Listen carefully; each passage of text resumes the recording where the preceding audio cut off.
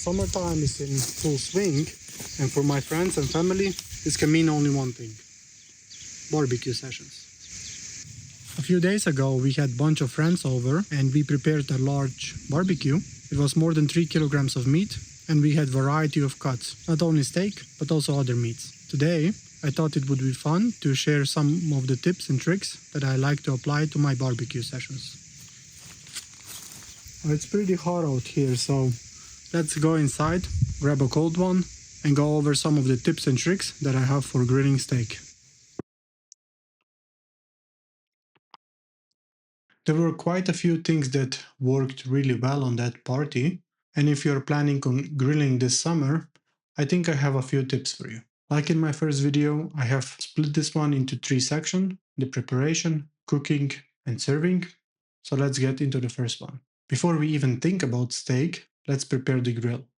If your grill has a lid, make sure you use it. It will make the whole process faster. One of the big advantages when it comes to grilling is preparing different heat zones. So you can keep one side of the grill for hot searing and the other one a bit colder for finishing the thicker cuts. Now the second tip is about finding the right meats. Some cuts are simply made for grilling: thick ribeyes, tomahawks, bone-in steaks in general, skirt steak, even chuck steak. All of these can be fantastic, and all of these I also prepared on that day. I find that bigger steaks are particularly forgiving on a grill and generally much easier to cook. They give you plenty of time to build a nice crust before the center overcooks. And when you have that fat rendering and melting down, Nice. that's where grilling builds its character. And not to mention, bigger steaks are not only in the spotlight on the grill, but are also super satisfying for the crowd. One extra tip that I have here is think about all of your guests. If you're cooking for a group, don't make it all about steak alone. We also had sausages, chicken thighs, and plethora of other options. Not everyone enjoys the same cuts, and having a variety of meats will bring smile to everyone's faces. The steak can be the highlight, but it doesn't need to be the only thing coming off the grill. And when it comes to cooking, before you lay the steak on the grill, make sure that you pat it dry. Again, very similar to what we did in the pan. Moisture is the enemy of the good crust. Lay the steak down and listen for that immediate sizzle. That's your confirmation that the grill is hot enough. Now, resist the temptation to move it. You don't need to keep on lifting it, moving it back and forth. Give the crust time to actually develop before flipping it. Just like cooking in a pan, patience is a virtue and will give you a better result. When the time comes to flip, make sure that you flip it on fresh, still hot part of the grill. And if you want to go for that classic diamond-shaped grill marks, simply rotate the steak for about 30 to 45 degrees halfway through on each side. Managing your grill is not only about hot and cold sections, but also the flare-ups. Look, it's natural. The fat is dripping down from your meat. It will cause flare-ups. A bit of fire leak on the meat is actually tasty. It brings additional flavor to the table, but don't let it be too aggressive, as you will burn the meat. If the things start to get out of control, just take the piece of steak and move it to the other section. And whatever you do, don't be that guy that puts out flare-ups with the beer. Now you got a perfect crust on both sides, but what's next? When is the steak finished? This is where the temperature comes in.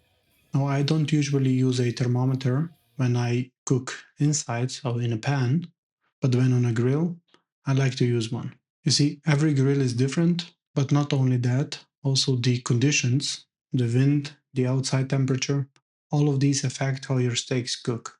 I never cook by time, so if I'm not eyeballing it, I'm using the thermal pan. Over here you can see a thermal pan inserted.